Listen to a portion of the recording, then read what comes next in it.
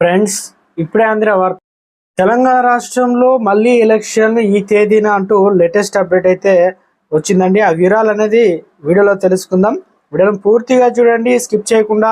అప్పుడే complete information అయితే మీకు అర్థమవుతుంది. అలాగే ఇంకా ఎవరైనా సరే మన ఛానల్ సబ్స్క్రైబ్ చేయకుండా వీడియో చూస్తున్నట్లయితే వెంటనే మన ఛానల్ సబ్స్క్రైబ్ చేసుకోండి. ప్రభుత్వం నుండి వచ్చే లేటెస్ట్ అప్డేట్ అన్నీ కూడా అందరికంటే ముందుగానే అందించడం జరుగుతుంది. అలాగే వీడియోను లైక్ చేసినట్లయితే మరింత మందికి సమాచారం అనేది రీచ్ అవుతుంది. వివరాలకైతే వెళ్ళిపోదామండి. తెలంగాణలో అధికార కాంగ్రెస్ పార్టీ, విపక్ష బీఆర్ఎస్ పార్టీలు బలహీనపరిచేందుకు చేపట్టిన ఆపరేషన్ ఆకర్షుల్లో ఇప్పటివరకు 10 మంది ఎమ్మెల్యేలు బీఆర్ఎస్ పార్టీని వీడి కాంగ్రెస్ కండువాలు అయితే కప్పుకున్నారు.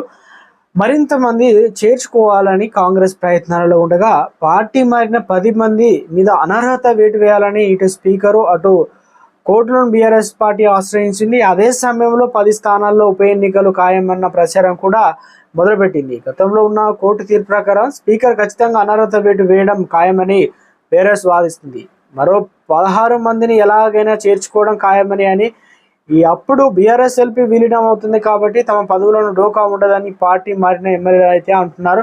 అయితే బీఆర్ఎస్ ఒక అడుగు ముందుకు వేసి పార్టీ మారిన ఎమ్మెల్యేలకు చెందిన నియోజకవర్గాల్లో ఇన్ఛార్జీలు నియమించేందుకు ప్రణాళికలు కూడా సిద్ధం చేసింది. ఈ మేరకు ఆయా నియోజకవర్గాల్లో పార్టీ క్యాడర్కు మనోధైర్యం కల్పించేందుకు కేటీఆర్, హరీష్ రావు ఒక విడత పర్యటించి సమావేశాలు కూడా నిర్వహించారు.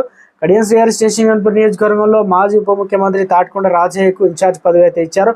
పటాన్ చెరువులో మైపాల్ రెడ్డి మారిన నేపథ్యంలో కోలన్ బాలరెడ్డి, ఆదర్శ్ రెడ్డి ఇన్ఛార్జ్ పదవులు అయితే ఆశిస్తున్నారు. జగిత్యాలలో పార్టీ సీనియర్ నేత ఊరుగంటి రమణారావు, గద్వాల్లో మాజీ షాట్స్ చైర్మన్ అనగా ఆంజనేయులు గౌడ్, ఖైరతాబాద్లో దాసోజు శ్రవణ్, మన్నే గోవర్ధన్ రెడ్డి ఇన్ఛార్జ్ల కోసం ప్రయత్నిస్తున్నారు. అదే సమయంలో బాన్పువాడ, చేవెళ్ల, భద్రాచలం, రాజేంద్రనగర్, శ్రీలింగలపల్లిలో పలువురు ఆశావాలు పార్టీ పగ్గాల కోసం అయితే ప్రయత్నిస్తున్నారు. మరి అనర్హత వేటు ఖాయమేనా, ఉప ఎన్నికలు వస్తాయా అనేది వేచి చూడాలి.